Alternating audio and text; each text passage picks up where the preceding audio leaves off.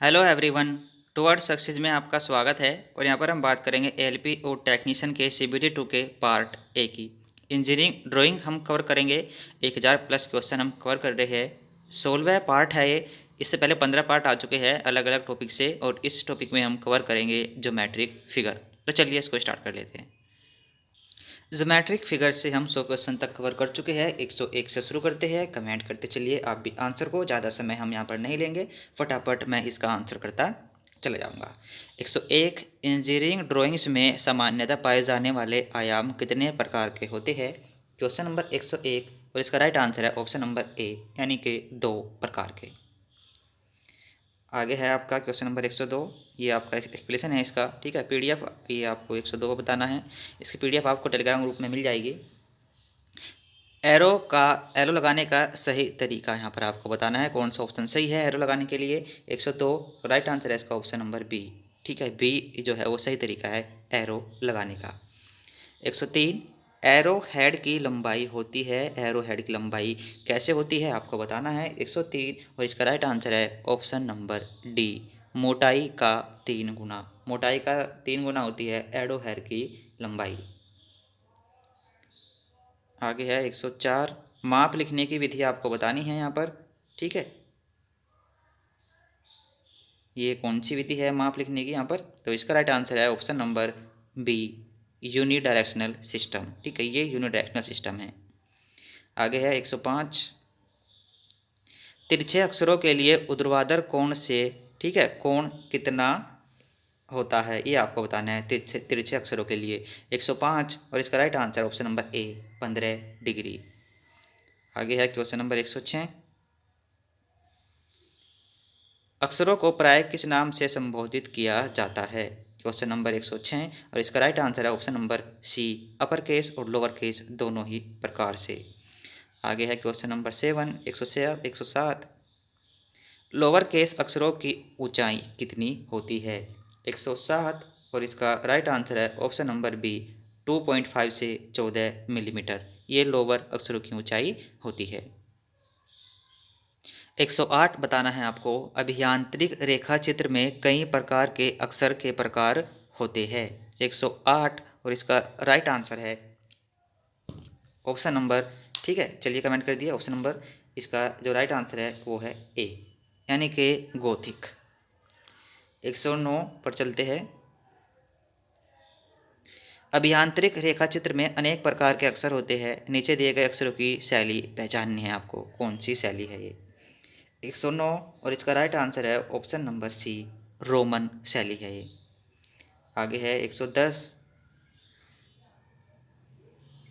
ए प्रकार के अक्षरों के मध्य कम से कम कितना उचित अंतर होता है? 110, राइट आंसर इसका ऑप्शन नंबर बी, 6/14। 111 है, IS 9609 1983 के अनुसार अक्षरों की मानक ऊंचाई किस संख्या के प्रोग्रेसिव अनुपात में होती है? 111, और इसका राइट आंसर है ऑप्शन नंबर डी, √2, ठीक है। आगे चलते हैं क्वेश्चन नंबर 112, तिरछे अक्षरों का सामान्य कोण कितना होता है यह आपको बताना है। 112, और राइट आंसर है इसका ऑप्शन नंबर ए, यानी कि 75 डिग्री। आगे है 113, किस अक्षरांकन पद्धति में अक्षरों की पंक्ति मोटाई एक समान होती है? ठीक है, 113, और इसका राइट आंसर है ऑप्शन नंबर सी, गोथिक। 114, किस अक्षरांकन पद्धति में d h/10 होता है?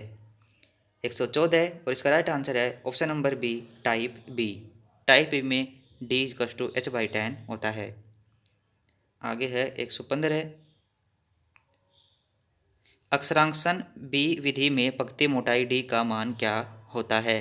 राइट आंसर इसका 115 वो है ऑप्शन नंबर सी, h/10। 116, अक्षरांकन ए विधि में पंक्ति मोटाई d का मान क्या होता है? 116, और इसका राइट आंसर है ए वाली विधि में h/10, ठीक है। और बी वाली में कितना होता है? h/10, और ए वाली में होता है ऑप्शन नंबर डी, राइट है इसका h/14। 116 का d h/14। 117 सभी अक्षरों को मुद्रित किया जाता है जिसमें वह निम्न में पढ़े या देखे जा सकते हैं। 117 और इसका राइट आंसर है ऑप्शन नंबर सी, रेखा चित्र के नीचे। 118 सजावटी अक्षर जिनका उपयोग तकनीकी ड्राइंग में नहीं किया जाता है। 118 और इसका राइट आंसर है ऑप्शन नंबर डी, टेक्स्ट अक्षर। ठीक है, टेक्स्ट अक्षर का उपयोग तकनीकी ड्राइंग में नहीं हो सकता है। क्वेश्चन नंबर 119 BIS द्वारा अक्षरों का तिरछा कोण कितना होता है। 119 और इसका राइट आंसर है ऑप्शन नंबर डी, 75। या फिर ऑप्शन में अगर 15 होगा तो वो भी आपका राइट आंसर होगा, क्योंकि 15 और 75 या तो अगर वो 90 पर, क्योंकि सीधे अक्षर हम जब लाइन में खींचेंगे, ठीक है, मैं आपको एक बार बताऊँ, अगर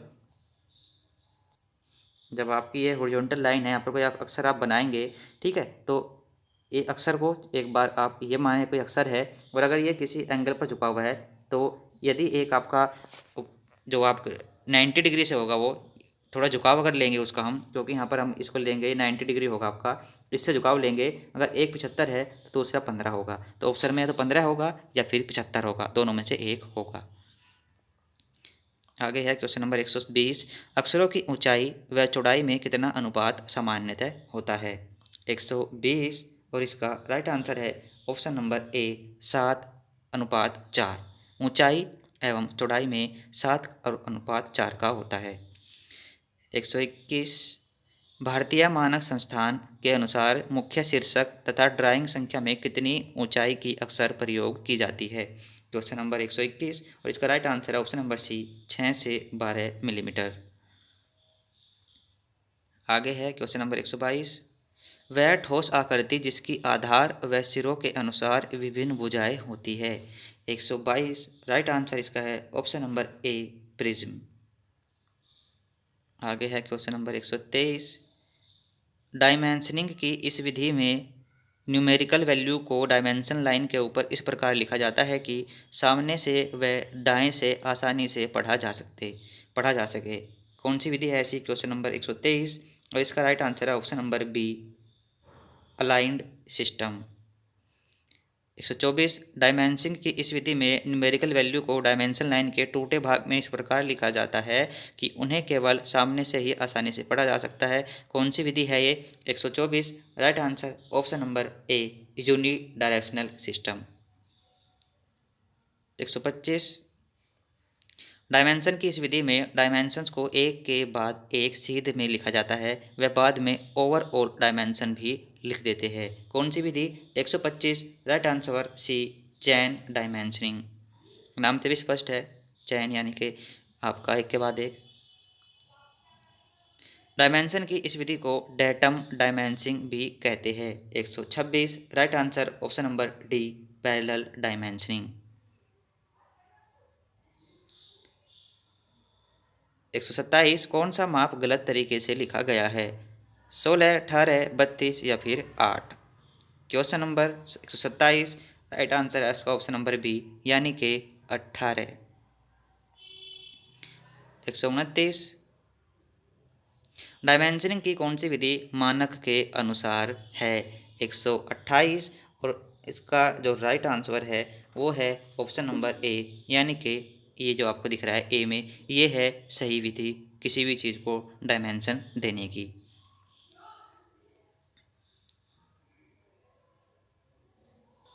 129 मानक के अनुसार सही डायमेंशन आपको बतानी है। 129 और इसका राइट आंसर है ऑप्शन नंबर ए। जो ऑप्शन नंबर ए है वो है सही डायमेंशन। आगे है 130 सही तरीका आपको छांटना है किसी भी चीज़ को डायरेक्शन बताने का कि वो कौन सा तरीका है। 130 और इसका राइट आंसर है ऑप्शन नंबर सी, ठीक है, ये सही तरीका होता है। आगे है 131 वृत्त का केंद्र दर्शाने के लिए सेंटर लाइन काटने की सही विधि आपको बतानी है। 131 और इसका राइट आंसर है ऑप्शन नंबर बी, ठीक है, ये जो बी है ये इसकी सही विधि है। आगे है 132 ये डायमेंशनिंग किसी पार्ट की लंबाई, चौड़ाई, मोटाई आदि को दर्शाती है। ये आपको बताना है। 132 कौन सी दर्शाती है। 132 और इसका राइट आंसर है ऑप्शन नंबर ए यानी कि साइज डायमेंशनिंग। 133 ये डायमेंशन पार्ट में किसी प्रकार की स्थिति को दर्शाती है। कौन सी बतानी है आपको? 133 और इसका राइट आंसर है option number B location dimensioning. ठीक है, लोकेशन डायमेंशनिंग क्या करती है? डायमेंशन पार्ट में किसी प्रकार की स्थिति को दर्शाती है। आगे है 134 इन डायमेंशन का ड्राइंग में सीधे तौर पर कोई अर्थ नहीं होता है, इनका मानक मान कम ज़्यादा हो सकता है। क्वेश्चन नंबर 134 और इसका राइट आंसर है ऑप्शन नंबर सी नकारात्मक डायमेंशनिंग। 135 आउटलाइन या ऑब्जेक्ट लाइन के आगे बारीक रेखा से बढ़ाई गई लाइन को क्या कहा जाता है? ठीक है, क्वेश्चन नंबर 135 और इसका राइट आंसर है option number B extension line. 136 यह बारीक लाइन हमेशा ऑब्जेक्ट लाइन के समानांतर खींची जाती है। कौन सी बारीक लाइन को खींचते हैं हम? जो है ऑब्जेक्ट लाइन के समानांतर। 136 राइट आंसर इसका है option number C dimension line. आगे है 137 माप देने के प्रबंध का नाम आप बताना है। इसमें कौन सा ये जो माप दी गई है कौन सी माप है ये आपको बतानी है। 137 राइट आंसर इसका है ऑप्शन नंबर ए चैन डायमेंशनिंग। आगे है माप देने का प्रबंध, यहाँ पर आपको बतानी है कि ये किस प्रकार की मैप दी गई है। क्वेश्चन नंबर 138 और 138 का राइट आंसर है सी पैरेलल डायमेंशनिंग। ठीक है, ये पैरेलल डायमेंशनिंग माप प्रकार की माप है। आगे है क्वेश्चन नंबर 139 माप देने के प्रबंध का नाम आपको बताना है इसमें भी। ठीक है, ये किस प्रकार की माप है? 139 और इसका राइट आंसर है option number D combined dimensioning. ठीक है, ये कंबाइंड प्रकार की माप है। आगे है 140 माप देने के प्रबंध का नाम आपको बताना है इसमें भी। 140 ठीक है, और इसका राइट आंसर है ऑप्शन नंबर ए यानी कि प्रोग्रेसिव डायमेंशनिंग।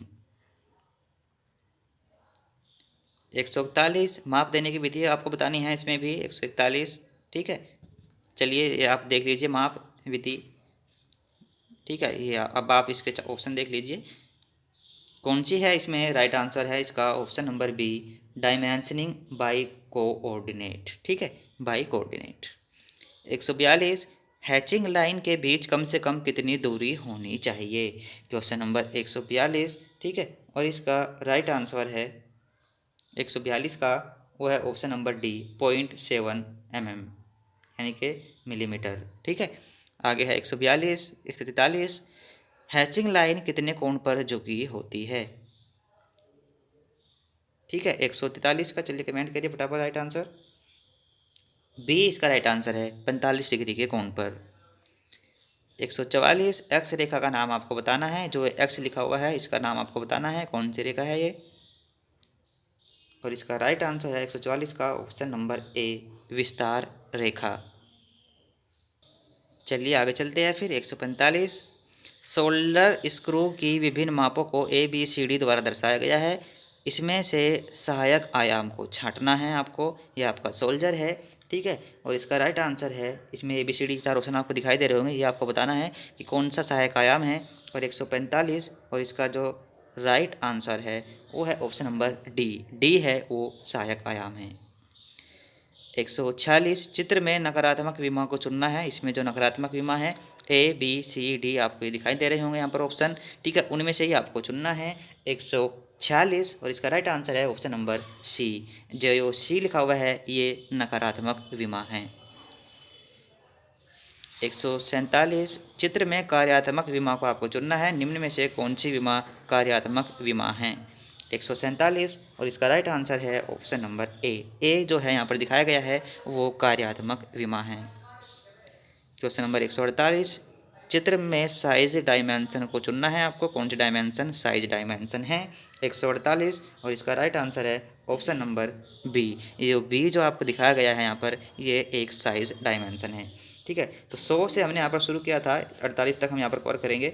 ठीक है, बाकी और भी जो आपका बेसिक साइंस ड्राइंग से इम्पोर्टेंट टॉपिक है उन पर वीडियो मैंने बना रखी है, ठीक है। तो उनको भी आप प्लेलिस्ट में जाकर ज़रूर चेक कर लेना। तो इस वीडियो में इतना ही, जल्दी मिलते हैं एक नई वीडियो के साथ फिर से। Thank you.